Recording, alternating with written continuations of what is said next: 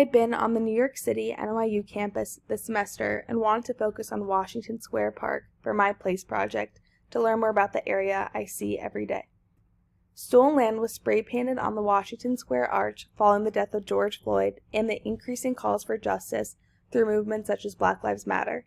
Given the current divisive political climate, our country is suffering from increased racism and xenophobia, along with many other discriminatory issues.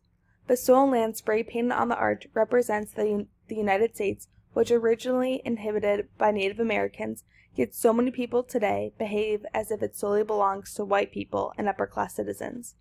For my place project, I would like to examine Washington Square Park in 3 different time periods and answer the question, who used to inhabit this area? I would like to create a video screening of the history of Washington Square Park on the Washington Square Arch. I would focus on 3 different time periods and ask the question of who has lived in this area and what did they use this land for. I think that the perfect location to present my project would be on the arch because it signifies the entire park and is a place where many people express their emotions towards the government and New York City. While I would love to be able to successfully fulfill my project proposal, there will be some hurdles. I think the biggest challenge I'd encounter on my project would be projecting it onto the arch. I would have to contact New York City government park officials to see if this would be possible. If I could not project it on the arch, I could always present it in the classroom and display pictures of the arch in the background.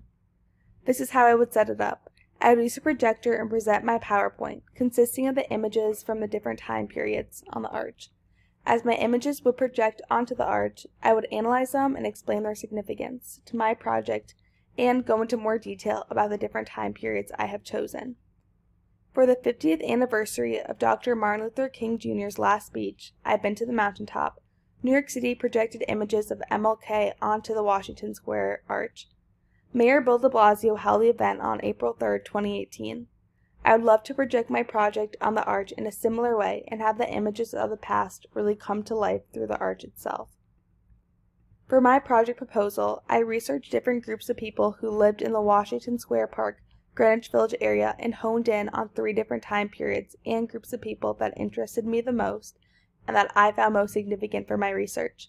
The 3 different time periods I chose were the 1600s, 1840s, and present day. In the 1600s, the Native American Lenape tribe occupied the Washington Square Park area and used it as a gathering place and cultural hub, where they would trade goods, partake in games, and play music. When the Dutch first arrived in Lower Manhattan in 1624, they had a peaceful relationship with the Lenape, but as time progressed, the Dutch started controlling the land.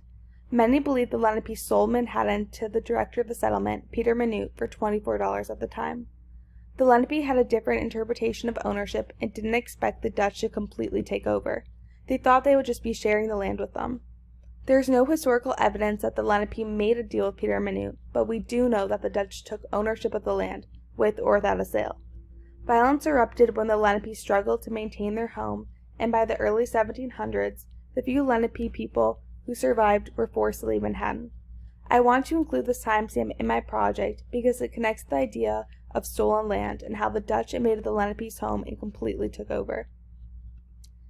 In the late 1830s and 1840s, New York City's elite started constructing lavish mansions, sprawling from the south end of the park to the north. As the years went on, more and more wealthy people moved into the neighborhood. In his novel, Washington Square, Henry James wrote that the square displayed a riper, richer, more honorable look, the look of having had something of social history. I decided to look into this time period because I'm curious how the elite turned this area into a posh community. The image displayed on the slide is a picture of Washington Square Park after the death of George Floyd.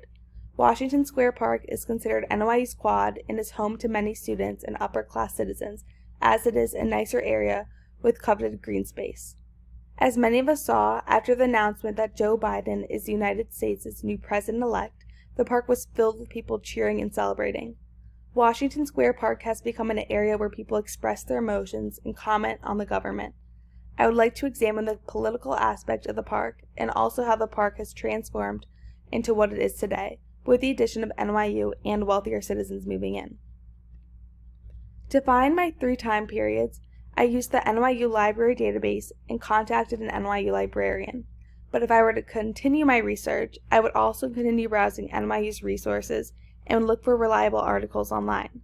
I'm planning on using Chicago style for my citations and will use Noodle Tools, an online citation generator and organizer, to keep my work organized. Noodle Tools has online note cards where you can link your notes to each source, so I will use that to keep everything in order. If I were to fully develop this project, I would further research the different time periods and continue to contact NYU librarians and search the NYU database and other online resources. I would also contact park officials to see if I could project my work onto the arch.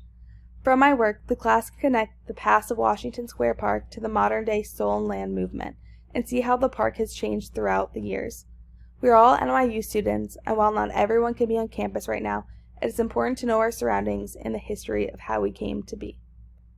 Here's my works cited, and thank you.